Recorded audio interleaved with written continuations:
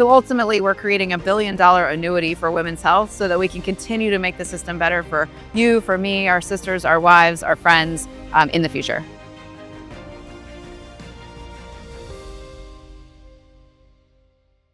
So I got to this moment in my career by literally just keep going. So I'm an endurance athlete, and what I've learned from endurance sports is you just have to keep showing up. When it gets hard, you just have to keep going, but you have to know where you're going. So having a vision is super important, and then coming up with a plan and working back towards that moment that might be hard.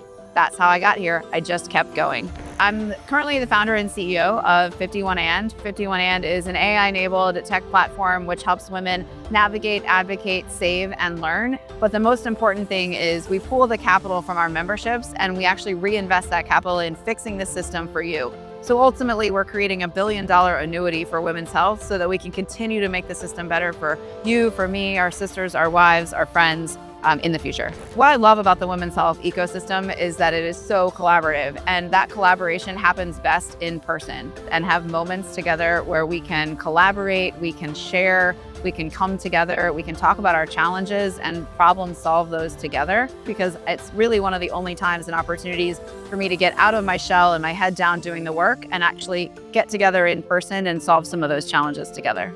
So one of the key things that's exciting to me about what's happening in women's health is this explosion of what we call the supply side. So as women's health has continued to grow, we have multiple menopause companies now. We have multiple fertility companies now. We have multiple education companies in this space. And one of the challenges is a lot of women, the everyday woman, doesn't really understand what's the difference between all of those companies. Some of them don't even know that they exist. And so what 51and does is it makes all of those opportunities and all of the innovations that are out there accessible to everyone by providing personalized matches to 51and members based on their interest level, based on their own healthcare experience. And so really what 51and is doing is democratizing all of the innovations that are out there and bringing them to the everyday American woman in a very personalized way.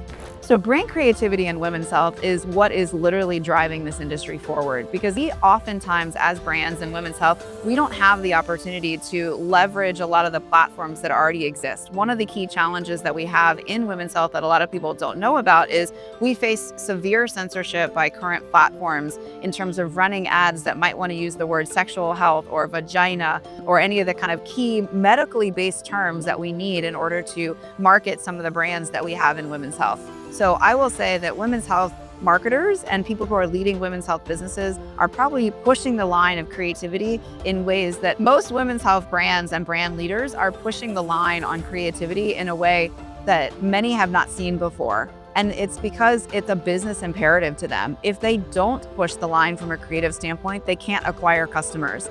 And so it's not something that's a nice to have in women's health. Creativity is a must have. It's literally what gets your message to consumers. If you can't use keywords like vagina, like sexual health, how are you going to sell a product to that market without being able to use those terms? And so that's where creativity comes into play, is really thinking in an interesting way in order to be able to drive the business forward. My one non-negotiable daily habit is to move. I come from a family of athletes. I was an athlete in college. And for me, I just know that when I show up after having worked out or moved my body, I show up better. I show up with a clearer head. I show up in a more calm way, and it allows me to be more present, either for my family or for my professional obligations at the moment. So for me, the one negotiable is to make sure that I move my body every day, and ideally first thing in the morning, like 5 a.m. So I am absolutely team wearable. The wearables hold me accountable, and that's why.